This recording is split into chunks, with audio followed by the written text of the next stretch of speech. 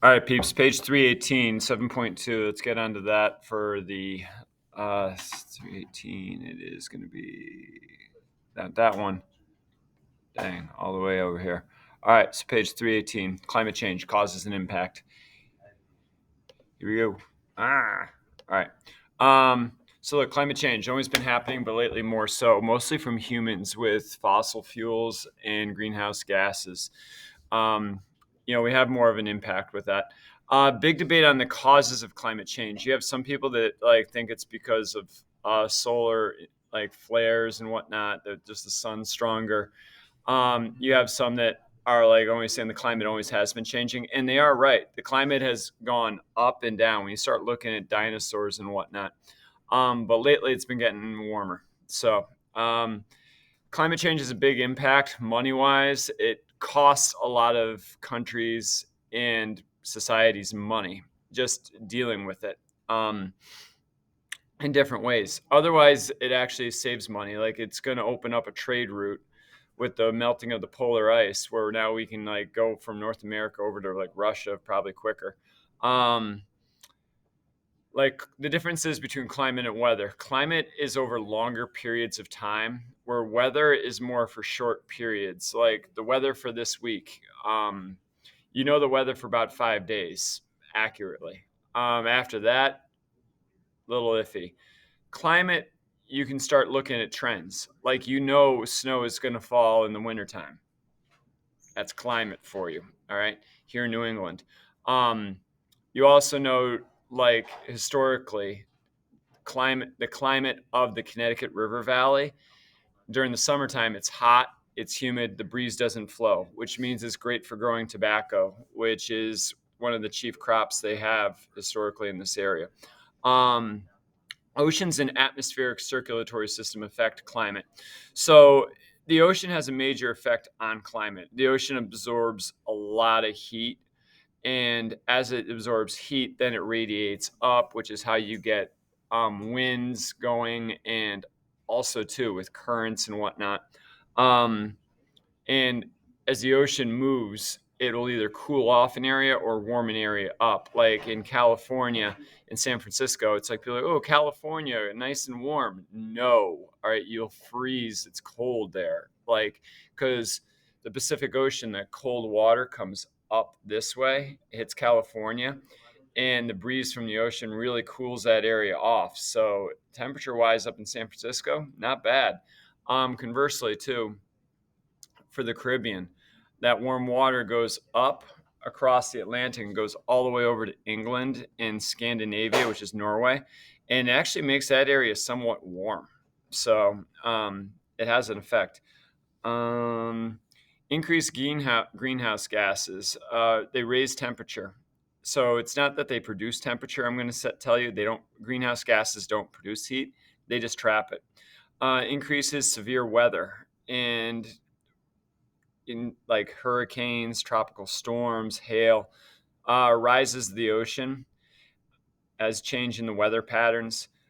This can be both positive and negative feedback loops interact with the climate change. So, um, positive feedback is where something happens and it's more. All right. Um, there aren't as many positive feedback loops as there are negative. So, but in this case, like the warmer it gets, the more the polar ice melts. The more the polar ice melts, goes into the ocean, warms up the ocean even more. So it just keeps producing more and more heat, and just keeps getting warmer. That's a positive feedback loop. A negative feedback loop is something where once it's had enough, it shuts it down. So, um, a volcano exploding comes to mind. I don't, and like ash up in the atmosphere, it cools down the atmosphere up into a certain point, but then the rain and the precipitation brings that volcanic ash out of the atmosphere, and then it goes back to warming. Um, Weather is temperature, pressure, and precipitation. You can only predict 5 days accurately because it changes fast. It's very temperamental. Climate averages over years. So you just got like Climate's in it for the long term, weather is in it for short term. Both are affected by oceans, atmospheric circulation, clouds, forest fires, volcanic eruptions, and human activity. Burning fossil fuels. Climate change is from changes with insulation, changes greenhouse gases. Insolation is the incoming sun rays to the angle it hits at. So in the Caribbean, the sun hits much more direct, and also at like noon versus like sunrise. Or if you're up in like here in Connecticut, the sun comes down at an angle, which makes it harder to, it spreads it out more. So the sun isn't as strong. You're more likely to get sun damage to your skin living in the Caribbean than you are here in Connecticut. That being said, still do it. Changes in greenhouse gases. We have more greenhouse gases now than we did in 1820, because we burn a lot more fossil fuels. We burn a lot more oil in our cars for gasoline. We burn a lot more coal for producing things. We burn a lot more natural gas to make electricity. Greenhouse gases, like a planet, like a blanket, need some, but we got too many right now. So the greenhouse gases, like I said, they don't actually produce heat, they just trap it. We need some because otherwise our planet would look like the moon. It'd be cold as heck. But the problem is right now, we got like too many greenhouse gases. It's like you trying to go to bed when you got too many blankets on you. It's too dang hot. The tipping point is the stage where a new average is set. So I think of it more as like the tipping point. Like once you get to there, I mean, really no easy going back. It's kind of like if I had a student, in a brown Timberline hoodie with a camo hat in class, and like he suddenly just like started just throwing chairs. Well, look, dude, that's a tipping point. You're no longer going to be okay. It's just a matter of how much trouble you get into with the, administration. All right. So, for instance, that's a tipping point. As far as the planet, it's like you get to a certain temperature and it sets a new norm. Look at long-term temperature averages, not short-term snapshots. So, like, one of the things we get in trouble with is like politicians and like other people are like, oh boy, I sure could use some global warming right now as it's like snowing in April. But you have to look that those oddball weather events, they're actually caused by climate change. So we have those more of those odd weather events because of climate change. It doesn't snow as much when it should, and now it does these freak snowstorms, which is a problem because it actually destroys crops and stuff. So again, costing you that bread, costing you that guap, that moolah. So yeah, just different things. Where was I with this? Yeah, 10 point. Looking at the long-term averages, not short-term. Land's heating up, but the oceans are more so. Like literally, in the oceans hide it a little bit better than the land does. We just with the land, we notice it, but the oceans really do. You ever have to dethaw chicken? You don't just leave it out on the counter. To speed it up a little bit, you put it in water, which takes the heat out. So, which then draws the cold out. So water changes temperature a lot slower, but it can take a lot more.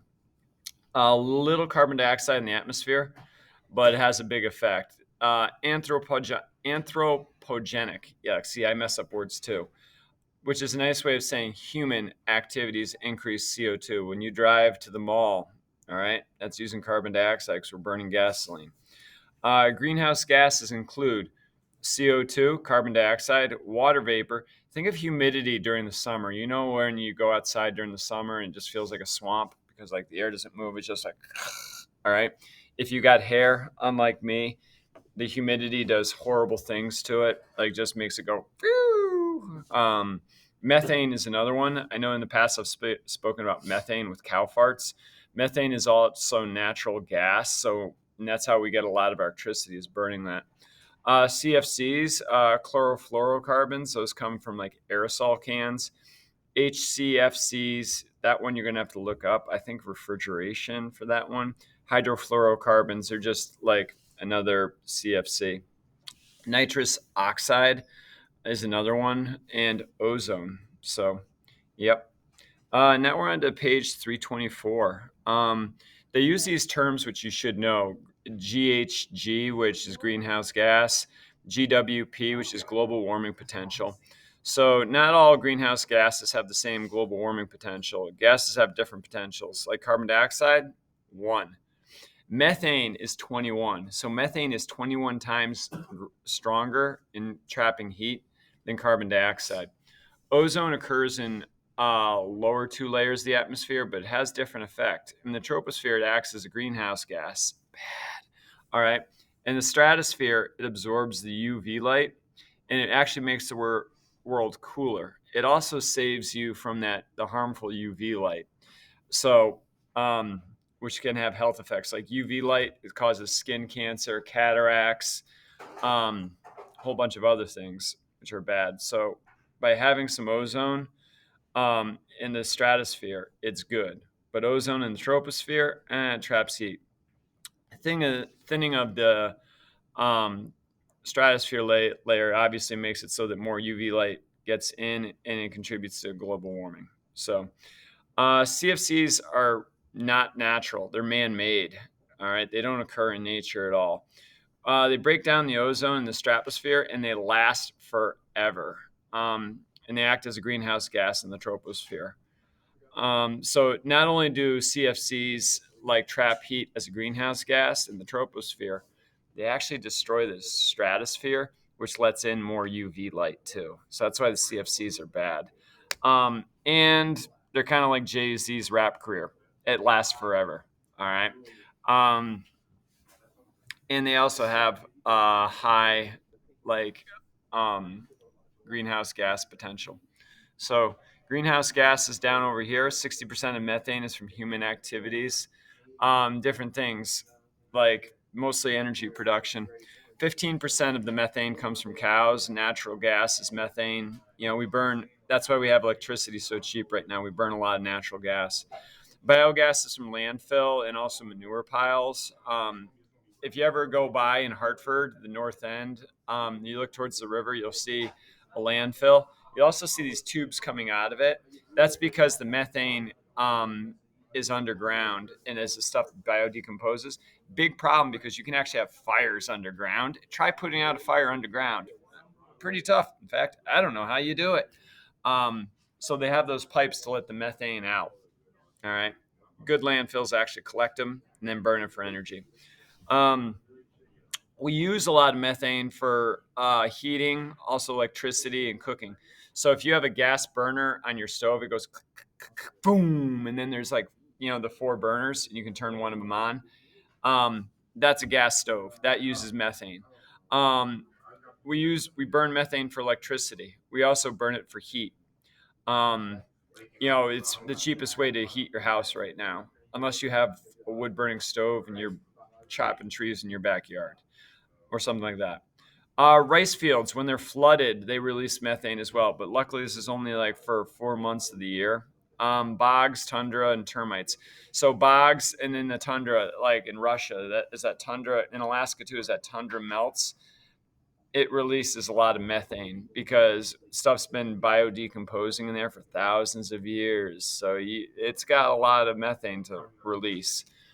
Termites actually produce a lot of methane too, which I only found out about recently. So, yep. All right, everyone, this is part 1. We're going to start off with climate change as a debate for next one.